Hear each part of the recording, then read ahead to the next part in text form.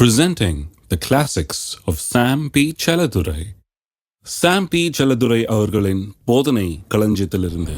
ஆபிரகாமுக்கு கர்த்தர் எப்படி தம்முடைய சுதந்திரத்தை கொடுத்தார், ரட்சிப்பையும் அதனோடு வருகிற அத்தனை ஆசீர்வாதங்களும் எப்படிக்கு ஆபிரகாமுக்கு அவர் கொடுத்தாரு, ஒரு வாக்கு தத்தத்தை கொடுத்தார். அவன் விசுவாசித்தான், அவன் நீதிவானாக எண்ணப்பட்டான். அப்போ அவனுக்கு எப்படி அது கொடுக்கப்பட்டது? வாக்கு தத்தத்தின் வாயிலாக அதை அருளினார். அப்படி என்ன வாக்கு பண்ணார் ஆபிரகாமுக்கு? மரத்திலே தூக்கப்பட்டவன் எவனும் சபிக்கப்பட்டவன் எழுதியிருக்கிறபடி கிறிஸ்து நமக்காக சாபமாகி நியாயப்பிரமாணத்தின் சாபத்துக்கு நீங்களாக்கி நம்மை மீட்டு கொண்டார். ஏன் மீட்டுக்கிட்டாரு? காரணம் சொல்கிறார் 14ஆம் வசனத்தில். ஆபிரகாமுக்கு உண்டான ஆசீர்வாதம் கிறிஸ்து இயேசு என்கிற அந்த சந்ததியின் மூலமாக புறஜாதிகளுக்கு வரும்படியாகவும், நல்லா கவனிங்க, ஆவியை குறித்து சொல்லப்பட்ட வாக்கு தத்தத்தை நாம் விசுவாசத்தினாலே பெரும்படியாகவும் இப்படி ஆயிற்று. ஆபிரகாமின் ஆசீர்வாதம் என்ன? எசென்ஷியலா கடவுளே வந்து ஆவியானவராக நம்முடைய உள்ளங்களில் வாசம் பண்ணக்கூடிய ஒரு நாள் வருகிறது அப்படின்னு அன்றைக்கு சொல்லப்பட்டது. அதை பெறுறதுக்காக அது வந்துருச்சுன்னா, அவர் வந்து நமக்குள்ள வாசம் பண்ணுற மாதிரி வந்துருச்சுன்னா, அதுதான் ஆபிரகாமின் ஆசீர்வாதம்.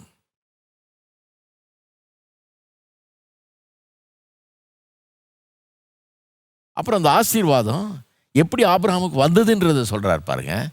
அவனுக்கு எப்படி கொடுக்கப்படுகிறது? வாக்கு தத்தத்தின் மூலமாக கொடுக்கப்படுகிறது. வாக்கு தத்தத்தின் மூலமாக ஒருத்தருக்கு ஒரு ஆசீர்வாதத்தை கொடுக்கறதுனா என்ன? இப்போ நான் இருக்கிறேன், ஒரு ஆளுக்கு 1 லட்ச ரூபா தர விரும்புகிறேன் அப்படின்னா அவனை கூப்பிட்டு சொல்கிறேன் இல்லையா, பா வா உனக்கு 1 லட்ச ரூபா தரணும்னு வச்சுருக்கேன், நான் எடுத்து வச்சுருக்கேன், வந்து வாங்கிட்டு போ, உனக்குன்னு வச்சிட்டு இருக்கேன், வந்து நீ அதை பெற்றுக்கொள்னு சொல்கிறேன். இப்போ அவன் என்ன பண்ணணும்? அவன் மண்டிட்டு மன்றாடி உருண்டு பிறண்டு அழுது கெஞ்சி அதெல்லாம் பண்ண வேண்டியதில்லை பாருங்கள். ஏன்னா நான் சொல்லிட்டேனே, நான் உனக்கு வாக்கு பண்ணுறேன், நான் கொடுக்குறேன், உனக்குன்னு வச்சுருக்கேன், இது ஒன்றுது, நீ வந்து வாங்கிட்டு போ அப்படின்ட்டேன். இப்போ அவன் பண்ண வேண்டியதெல்லாம் அழுகிறதோ கெஞ்சுறதோ புரள்றதோ கிடையாது. நேராக எழுந்திரிச்சு நேராக வந்து அவனுக்காக வைக்கப்பட்டிருக்கிறதை எடுத்துக்கொள்ள வேண்டியதுதான். அதுதான் விசுவாசம். இப்படி தான் நம்ம ரட்சிக்கப்படுறோம். நம்ம ரட்சிக்கப்படுறதுக்காக அழுது புரண்டு கெஞ்சி மன்றாடி அப்படி வர்றதில்லை. நாம் ரட்சிக்கப்படுறதுக்காக எப்படி வரோம்? அவர் நமக்காக எல்லாத்தையும் ஏற்படுத்தி வச்சுட்டாரு, வந்து எடுத்துக்கன்றாரு. நாம் என்ன பண்ணுறோம்? அவர் கொடுக்குறாரு, நான் எடுத்துக்கிறேன்னு சொல்லி வந்து எடுத்துக்கொள்ளுகிறோம். கிருபை கொடுக்குது, விசுவாசம் எடுத்துக்கொள்ளுகிறது. கிருபையினால விசுவாசத்தை கொண்டு ரட்சிக்கப்படுகிறோம். இப்படி தான் நடக்குது பாருங்க. அப்போ வாக்கு தத்தத்தின் மூலமாக அது கொடுக்கப்படுகிறது. வாக்கு தத்தத்தை கொடுக்குறாரு, அவன் விசுவாசிக்கிறான், நீதிமானாக எண்ணப்படுகிறான். இதே சட்டத்தின் மூலமாக கொடுக்கப்படுதுன்னா, லா மூலமாக கொடுக்கப்படுதுன்னா எப்படி கொடுக்கப்படும்? இதே 1 லட்சத்தை சும்மா வாக்கு பண்ணி கொடுக்குறாம சட்டத்தின் மூலமாக கொடுத்தா என்னாகும்? அவன்கிட்ட சொல்லணும், நான் வேறு உனக்கு சில வேலைகளை வச்சுருக்கேன், இது இதை பக்காவாக எனக்கு செஞ்சு கொடு, இதெல்லாம் முடிச்சு கொடு, இதெல்லாம் முடிச்சு கொடுத்தீங்கன்னா உனக்கு நான் வந்து இதை செய்கிறேன், இந்த 1 லட்ச ரூபாய் உனக்கு தர்றேன், ஆனால் எல்லாம் கரெக்டாக இருக்கணும், எல்லாம் செஞ்சு முடிச்சிருக்கணும், கரெக்டாக வேலை இருக்கணும், திருப்தியானவொன்னே நான் உனக்கு தர்றேன் அப்படின்றேன். அப்போ இந்த ரெண்டுத்துக்கும் உள்ள வித்தியாசம் என்னென்னா, வாக்கு தத்தத்தின் மூலமாக ஒருத்தனுக்கு ஆசீர்வாதத்தை கொடுக்கறதுங்கிறது அது முற்றிலுமாக கொடுக்கிறவரை சார்ந்து இருக்கிறது. அவர் நல்லவரா, அவர் சொன்னது செய்வாரா, அவ்வளோ போதும். இவனை எதுவும் சார்ந்ததில்லை. அதாவது வாக்கு தத்தம் யாருக்கு கொடுக்கப்படுகிறதோ அவன் பேரில் எதுவுமே சார்ந்தில்லை. அவன் நல்லவனாக இருக்கட்டும், கெட்டவனாக இருக்கட்டும், மோசமானவனாக இருக்கட்டும், தகுதி இல்லாதவனாக இருக்கட்டும், அதெல்லாம் பிரச்சனையே கிடையாது. சொன்னவர் தான் முக்கியம். அங்கே வாக்கு தத்தத்தின் மூலமாக கொடுக்கும்போது சொன்னவர் தான் முக்கியம். சொன்னவர் யார்? அவர் உயர்ந்தவர், அவர் வாக்கு மாறாதவர், அவர் உண்மை உள்ளவர், அவர் வல்லவர். கொடுக்க முடியும் அவரால். கொடுப்பாரா? நிச்சயம் கொடுப்பார், செய்வார். எல்லாம் அவரை சார்ந்து இருக்குது. நியாயப்பிரமாணத்தின் மூலமாக வந்தீங்கன்னா ரட்சிப்புக்கு எல்லாம் உங்களை சார்ந்து இருக்குது. பெறப்போகிற ஆளை சார்ந்து இருக்குது. ரட்சிப்பை பெற விரும்புகிற ஆளை சார்ந்து இருக்கிறது. கரெக்டாக செஞ்சியா? 10 கற்பனை கரெக்டாக முடிச்சியா? எல்லாத்தையும் அப்பளுக்கற்ற விதத்தில் பின்பற்றினியா அப்படின்னு கேட்டால் எல்லாருக்கும் என்ன மார்க் விழும்? 0 தான் விழும். ஏன்னா ஒரு மனுஷனும் உண்மையாக பின்பற்றினதே கிடையாது. எல்லாம் அவனை சார்ந்து இருக்குது. அவன் கரெக்டாக பின்பற்றலாம் அவனுக்கு கிடைக்காது. ஏன்னா ஒரு சட்டப்பூர்வமாக கொடுக்கப்படுது. அது வாக்கு தத்தத்தின்படி கொடுக்கல. அது செஞ்சு முடிச்சா இதெல்லாம் கரெக்டாக செஞ்சுனா கொடுக்குறேன்ற காரியம் அது. அது அவனை சார்ந்து இருக்கிறது, அவரை சார்ந்ததில்லை. அவர் தர்றேன்றார், ஆனால் இவன் கரெக்டாக செஞ்சால் தான் கிடைக்கும். அது இதுதான் நியாயப்பிரமாணத்துக்கும் கிருபைக்கும் உள்ள வித்தியாசம். அந்த ஆசீர்வாதத்தை ஆண்டவர் எப்படி ஆபிரகாமுக்கு கொடுக்குறாரு? நான் உன்னை ஆசீர்வதிக்க போகிறேன், ஆனால் நீ இதெல்லாம் செய்யணும், அப்போ உன்னை ஆசீர்வதிப்பேன்னு சொல்லலை. அவர் எப்படி சொல்கிறாரு? உனக்கும் உன் சந்ததிக்கும் இந்த தேசத்தை கொடுப்பேன், அவ்வளோதான். உனக்கும் உன் சந்ததிக்கும் இந்த தேசத்தை கொடுப்பேன் அப்படிங்கிறார். போவோம், ஆதியாகமம் 15ஆம் அதிகாரத்துக்கு போவோம். எப்படி வாக்கு பண்ணுறாரு பாருங்க, எப்படி சொல்கிறாரு. இந்த கொடுப்பேங்கிறத எப்படி சொல்கிறாருன்றதை கவனிங்க. 15ஆம் அதிகாரம் 7ஆம் வசனம். பின்னும் அவர் அவனை நோக்கி, இந்த தேசத்தை உனக்கு சுதந்திரமாய் கொடுக்கும் பொருட்டு உன்னை ஊர் என்கிற கல்தேயருடைய பட்டணத்திலிருந்து அழைத்து வந்த கர்த்தர் நானே. இந்த தேசத்தையே உனக்கு சுதந்திரமாக தரப்போகிறேன் அப்படிங்கிறாரு. அதற்கு அவன், கர்த்தராகிய ஆண்டவரே, நான் அதை சுதந்திரித்துக் கொள்வேன் என்று எதனால் அறிவேன்? எப்படி தெரியும் எனக்கு இதை சுதந்திரித்துக் கொள்வேன்னு? எதனால் நான் அறிவேன்? நல்லா கேட்குறான் பாருங்க. நம்மளா இருந்தால் கூட கேட்டிருப்போம். இவ்வளோ பெரிய வாக்கு தத்துவம் ரொம்ப பிரமாதமாக இருக்குது கேட்கறதுக்கு. எப்படி இதை நான் சுதந்திரித்துக் கொள்வேன் என்று எப்படி அறிவேன் அப்படின்னு கேட்குறான். அதற்கு அவர், கவனிங்க, 3 வயது கிடாரியையும் 3 வயது வெள்ளாட்டையும் 3 வயது ஆட்டுக்கடாவையும் 1 காட்டுப்புறாவையும் 1 புறா குஞ்சையும் என்னிடத்தில் கொண்டு வா என்றார். அவன் அவைகளை எல்லாவற்றையும் அவரிடத்தில் கொண்டு வந்து அவைகளை நடுவாக துண்டித்து துண்டங்களை ஒன்றுக்கொன்று எதிராக வைத்தான். பட்சிகளை அவன் துண்டிக்கவில்லை. பறவைகள் அந்த உடல் மேல் இறங்கின, அவைகளை ஆபிரகாம் துரத்தினான். என்ன சொல்றாரு? 3 வயது உள்ள ஆட்டுக்கடாவை கொண்டா, 3 வயது உள்ள வெள்ளாட்டு கடாவை கொண்டா, காட்டுப்புறாவை கொண்டா, புறா கொஞ்சம் கொண்டா, எல்லாத்தையும் கொண்டா. இது எல்லாம் 2 துண்டாக நடுவாக துண்டித்து வையின்னு அவர் சொல்லலை. இவனுக்கு தெரியுது, அவர் கொண்டாடினாரு, இதெல்லாம் கொண்டாடினார். அவனுக்கு ப்ரொசீஜர் தெரியுது ஏற்கனவே. ஏன்னா இது வழக்கம், உடன்படிக்கை பண்ணுற வழக்கம். நம்ம ஊரில் அக்ரிமெண்ட் போட்டால் எப்படி போடுறோம்? ஒரு வக்கீலை வச்சு அக்ரிமெண்ட் எழுதி கையெழுத்து போடுறதுக்கு போகிறோம், கூட 2 சாட்சியை கூப்பிட்டு போகிறோம், அவங்களும் கையெழுத்து போடுறாங்க, நம்மளும் கையெழுத்து போடுறோம், ரெஜிஸ்டர் பண்ணுறோம். அந்த காலத்தில் அதெல்லாம் கிடையாது, கையெழுத்து போட்டு ரெஜிஸ்டர் பண்ணுறது கிடையாது. அவங்க எப்படி பண்ணாங்க? உடன்படிக்கைன்ற ஒரு காரியத்தை பண்ணாங்க. அது ரொம்ப சேக்ரடாக கருதப்பட்டது, புனிதமானதாக கருதப்பட்டது. அதை யாரும் மீற மாட்டாங்க. எப்படி பண்ணாங்க? ஒரு ஆட்டுக்கடாவை அல்லது வெள்ளாட்டுக்கடாவை வெட்டி 2 துண்டாக அதை வெட்டி அதை கடத்தி அதுக்கு நடுவில் இந்த உடன்படிக்கை செய்து கொள்ளுகிறவர்கள், அக்ரிமெண்ட் பண்ணி கொள்ளுகிறவர்கள் 2 பேரும் கடந்து போவார்கள். கடந்து போகும்போது அவர்களுடைய தரப்பிலே என்ன காரியத்தையெல்லாம் அவர்கள் செய்வார்கள் என்பதை வாக்கு பண்ணுகிறார்கள். அதை மீறக்கூடாது. இந்த 2 துண்டுகளுக்கு நடுவில் கடந்து போகிற அர்த்தம் என்ன? நான் அதை மீறினேன்னா, நான் சொல்கிறத மீறினேன்னா, என் வாக்கு தவறுனேன்னா, இந்த சபிக்கப்பட்ட மிருகத்தை போல, செத்து கிடக்கிற மிருகத்தை போல நானும் சாகட்டும், சபிக்கப்பட்டிருக்கட்டும் என்று அர்த்தம். இதெல்லாம் ஆபிரகாமுக்கு தெரியுது. அதனால தான் வந்து அவர் இதை கொண்டாடினோடனே அவங்க கொண்டாந்து 2 துண்டாக வச்சு ரெடியாக பண்ணிட்டான். எல்லாத்தையும் பண்ணிட்டு சூரியன் அஸ்தமிக்கும் போது ஆபிரகாமுக்கு அயர்ந்த நித்திரை வந்தது. 12ஆம் வசனம். திகிலும் காரிருளும் அவனை மூடிக்கொண்டது. அங்கே ஒரு சீன் உண்டாகுது, அப்படியே பயங்கர இருள், திகிலும் காரிருளும் அவனை மூடிக்கொள்கிறது. அப்பொழுது அவர், கர்த்தர், ஆபிரகாமை நோக்கி, உன் சந்ததியார், ஒரு பெரிய வாக்குத்தத்தத்தை அவனுக்கு தர்றார். என்னெல்லாம் நடக்க போகுது, இவன் சந்ததிக்கு வர்ற 400 வருஷத்துக்கு என்ன நடக்க போகுதுன்னு சொல்கிறார்.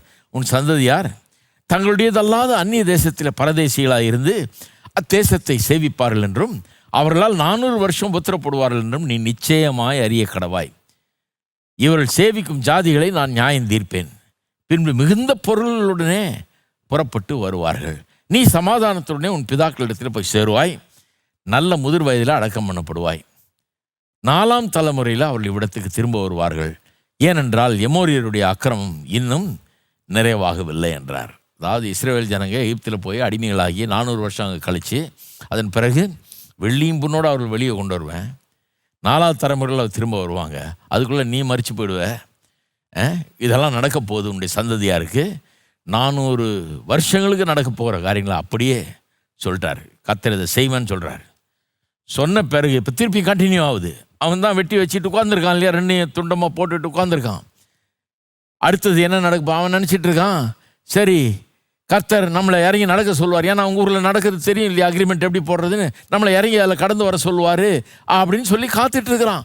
அவரும் நானும் இதில் கடந்து போகணும், அவரும் வாக்கு தத்தங்களுக்கு கொடுப்பார், நானும் என் தரப்பில் நான் இதெல்லாம் செய்வேன்னு சொல்லணும் அப்படின்னு சொல்லி காத்துக்கிட்டு இருக்கிறான். அப்படி தான் அக்ரிமெண்ட் பண்ணப்படுகிறது. எப்பவும் காத்துக்கிட்டு இருக்கிறவனுக்கு ஒரு அதிர்ச்சி என்னன்னா, 17ஆம் வசனம். சூரியன் அஸ்தமித்து காரிருள் உண்டான போது இதோ புகைகிற சூளையும் அந்த துண்டங்களின் நடுவே கடந்து போகிற அக்கினி ஜுவாலையும் தோன்றின. அங்கே அந்த துண்டங்களின் நடுவே புகைகிற சூளையும் அக்கினி ஜுவாலையும் தோன்றுகிறதாம். அந்நாளிலே கர்த்தர் ஆபிரகாமோட அன்னைக்கு கர்த்தர் ஆபிரகாமோடைய உடன்படிக்கை பண்ணி இவனை கூப்பிடல, கர்த்தர் இவனை இறங்குன்னு சொல்லல, இவனை இந்த துண்டங்களுக்கு நடுவில் நடன்னு சொல்லல. அந்த புகையிற சூளையும் அக்கினி ஜுவாலையும் கர்த்தர் அதன் நடுவே கடந்து போகிறதை காட்டுகிறது. கர்த்தர் அதன் நடுவே கடந்து போகிறார். கடந்து போறவர் அவர் வாக்குத்தத்தங்களை சொல்றாரு. என்ன சொல்றாரு? ஆபிரகாமோட உடன்படிக்கை பண்ணி எகிப்தின் நதி துவக்கி ஐப்பிராத் எனும் பெரிய நதி மட்டும் உள்ளதும் கேனியரும் கெனிசியரும் கத்மோனியரும் ஏத்தியரும் பெரிசியரும் எமோரியரும் கானானியரும் கிர்காசியரும் எபூசியரும் என்பவர்கள் இருக்கிறதுமான இந்த தேசத்தை உன் சந்ததிக்கு கொடுத்தேன் என்றார். வாக்கு பண்றார். இவன் நினச்சிட்டு தான் நம்மளை கூப்பிடுவாரு, நம்மளை இறக்குவாரு, நாம் நம்ம தரப்புக்கு சொல்லணும், நான் இதெல்லாம் செய்வேன்னு சொல்லி சொல்லணும், அப்புறம் அவரும் சொல்லுவாருன்னு நினச்சிட்டு இருந்தான். ஆனால் இவனை கூப்பிடவே இல்லை. இவனை கூப்பிடாததனுடைய அர்த்தம் என்ன? கூப்பிடாதனுடைய அர்த்தம் என்னன்னா, கர்த்தர் இவனை சார்ந்து எதுவும் செய்யலை, இவங்கிட்ட எதுவும் கிடையாது. அவர் கங்கணம் கண்டிட்டு வாக்குத்தத்தம் பண்ணுறார். என்ன சொல்கிறார்? நான் சொல்கிறபடி நான் செய்யலைன்னா, உன் சந்ததியை நான் காக்கலைனா, உன் சந்ததிக்கு இந்த தேசத்தை கொடுக்கலனா, உன் சந்ததிக்கு இந்த வாக்குத்தத்தங்கள் எல்லாம் நான் நிறைவேற்றலைனா, நான் இந்த கண்ணந்துண்டமாக வெட்டப்பட்டு கிடக்கிற இந்த மிருகத்தை போல சபிக்கப்பட்டவனாக, அப்படியே செத்தவனாக ஆகட்டும் அப்படிங்கிறத கர்த்தர் சொல்கிறார். அது மட்டும் இல்லை, இன்னொன்னையும் சொல்கிறார். நல்ல கவனிங்க. நான் உனக்கு சொன்ன காரியங்களை நிறைவேற்ற வேண்டுமானால், ஒருவேளை நான் சாகவே வேண்டியதாக இருந்தா, இந்த மிருகங்களைப் போல நான் கண்டந்துண்டமாக வெட்டப்பட வேண்டியது அவசியமாக இருந்தா, நான் இப்படி கொல்லப்பட வேண்டியது அவசியமாக இருந்தா கூட, நான் உனக்கு சொன்னதை செய்யாம விட மாட்டேன். என் உயிரை கொடுத்து கூட நான் உனக்கு சொன்னது நிச்சயமா செய்வேன்னு கர்த்தர் சொல்றார்.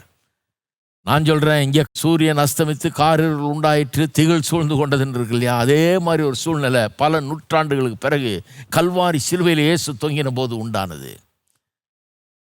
அந்த நேரத்தில் இயேசு தம்மையே பலியாக செலுத்தினார்.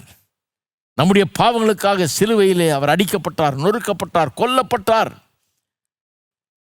அங்கே அவர் ஜீவனுள்ள ஒரு தேசத்திலிருந்து துண்டிக்கப்பட்டார் என்று ஏசாயா தீர்க்கதரிசி சொல்லுகிறான்.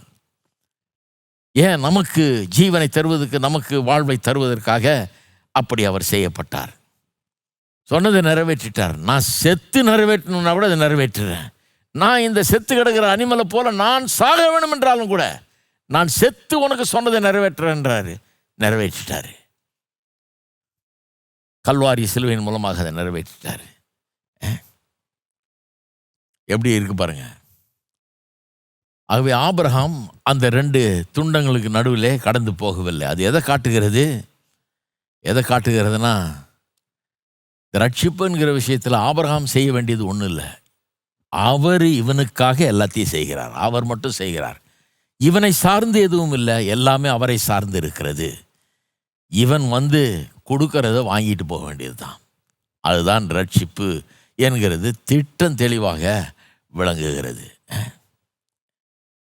எப்படி சொல்லியிருக்கு பாருங்க. இவன் நல்லவனா கெட்டவனான்றது முக்கியம் இல்லை, இவன் தகுதி பெற்றவனாங்கிறது முக்கியம் இல்லை, அதெல்லாம் பிக்சரில் வரவே இல்லை. இதைத்தான் நான் செய்வேன்னு சொல்கிறேன். நான் நிச்சயமாக செய்வேன், என்ன இருந்தாலும் செய்வேன். நான் உன்னை ஆசீர்வதிப்பேன்றேன், ஆசீர்வதித்தே தீர்வேன். நான் செத்தாலும் சரி உன்னை ஆசீர்வதிப்பேன்.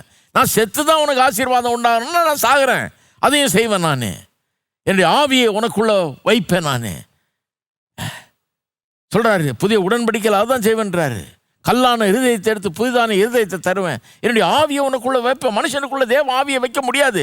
ஏன்னா மனுஷனுடைய உள்ளம் தீட்டுப்பட்டு பாவத்தினால் நிறைந்திருக்கிறது. பாவங்களால் அவனுடைய இருதயம் கழுவப்பட வேண்டும், புது இருதயம் அவனுக்கு கொடுக்கப்பட வேண்டும், புது மனுஷனாய் அவன் மாற வேண்டும். ஏன்னா அவன் தேவாலயமாக மாறணும்னா, தேவன் வசிக்கும் ஸ்தலமாய் மாற வேணும்னா அதை பண்ணுறாரு. எப்படி பண்ணுறாரு? கல்வாரி சிலுவையில் என்னுடைய பாவத்தை சுமந்து தீர்த்து சாபமாகி செத்து அதை பண்ணுகிறார். எப்படி செய்கிறார் பாருங்க. செஞ்சு முடிச்சிட்டார். இப்போ நம் விசுவாசத்தினாலே அதை பெற்றுக்கொள்கிறோம். அவர் துண்டங்களுக்கு நடுவில் நடந்து போறாரு, அவர் வாக்கு பண்றாரு, அவர் அதை நிறைவேற்றாரு. பல நூற்றாண்டுகளுக்கு பிறகு கல்வாரி சிலுவையில் இங்கே காமிச்சதை அப்படியே நிறைவேற்றி முடிச்சிட்டாரு. சரி, இதைத்தான் ஆபிரகாமை பற்றி சொல்லுகிறார் பவுல். அவங்க ஆபிரகாம் பற்றி சொல்லிட்டு போயிருக்கிறாங்க. விருத்த சேதனம் அவர்கிட்ட தான் வந்ததாக்கும், அவர் விருத்த சேதனம் பண்ணாராக்கும், நாங்கள் அன்னையிலேருந்து ஆரம்பிச்சு சொல்கிறார். நான் சொல்கிறேன் ஆபிரகாம் கதை கவனின்றார். இதுதான் ஆபிரகாமுடைய கதை. ஆபிரகாம் எப்படி நீதிமானாக்கப்பட்டான்? நியாயப்பிரமாணத்தினால். அதில் நியாயப்பிரமாணமே வரலையே, அதுக்கப்புறம் 400 வருஷம் பொறுத்தில் வந்தது. அவன் எப்படி நீதிமானாக்கப்பட்டான்? விசுவாசித்தானது அவனுக்கு நீதியாக எண்ணப்பட்டது.